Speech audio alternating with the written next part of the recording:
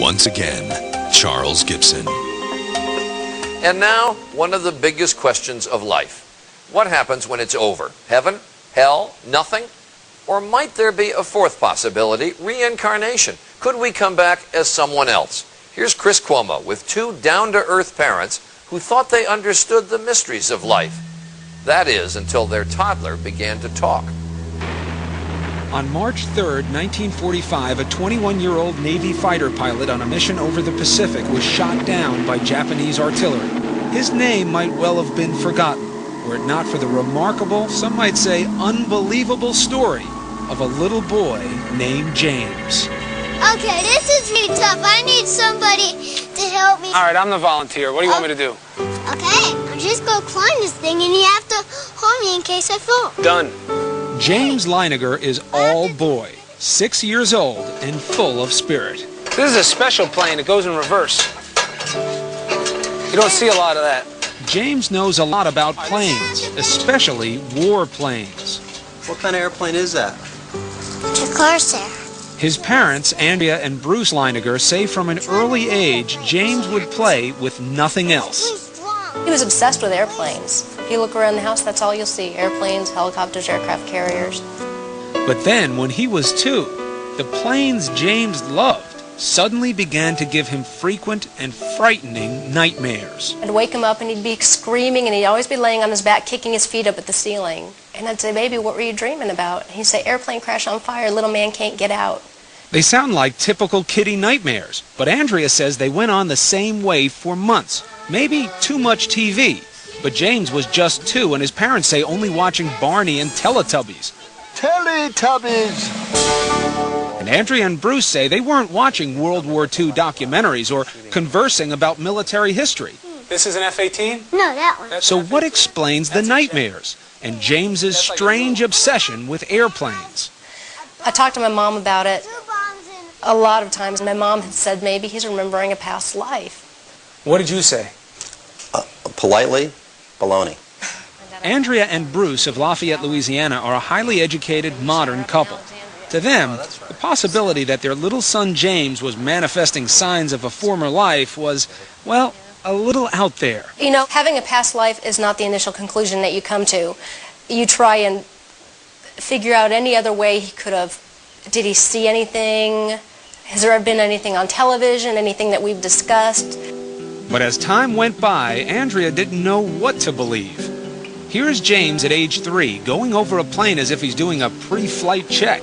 He would continue to say and do things that were puzzling, like the time his mom bought him a toy airplane. And I said, "Oh, look, there's a bomb on the bottom of it." He said, "That's not a bomb, Mama, that's a drop tank." A drop tank? I'd never heard of a drop tank. I didn't know what a drop tank was. Andrea's mother suggested she look into the work of counselor and therapist Carol Bowman. Bowman has written 2 books, both supporting the proposition that sometimes the dead can be reborn. We are taught from a very early age in this culture, in the Judeo-Christian culture, that reincarnation doesn't exist. Once you observe this in a child, and the evidence is very compelling, you have to open up to another explanation for what is going on. Bruce was deeply skeptical. He said there has to be a logical explanation. I don't believe in past lives. I don't believe in this stuff. But with the violent nightmares recurring 3 and 4 times a week, the Leinegers felt they had to do something. So with guidance from Bowman, they cautiously began to encourage James to share his memories. They say the result was startling. The nightmares immediately started reducing in frequency. He went down from 3 or 4 times a week to maybe 1 a week, 1 every other week. And at that point was when he started to articulate more about these past life memories.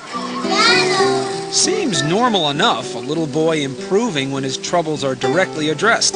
But Bowman says this is more, that James was forthcoming because this is the age when former lives are most easily recalled. They haven't had the cultural conditioning, the layering over of experience in this life, so that the memories can percolate up more easily.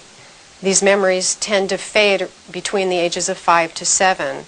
His parents say between the ages of 2 and 4, James would reveal extraordinary details about the life of a former fighter pilot, mostly at bedtime, when he was drowsy. Bruce said, "What happened to your plane?" He said, "It crashed on fire." And Bruce said, "Why did your airplane crash?" And he said, "It got shot." And Bruce said, "Well, who shot your plane?" And I'll never forget the look on his face. He went, "Oh, the Japanese!" Still, despite these extraordinary stories, Bruce remained dubious. Almost to prove they couldn't be true, he began to piece together the details James was sharing. And what he found, he says, shook him to the core. For in many instances, the stories appeared to match the facts.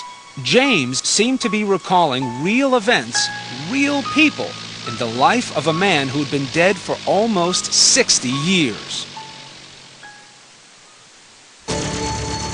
Coming up, a toddler, just 3 years old. So how does he know the pilots from a World War II squadron?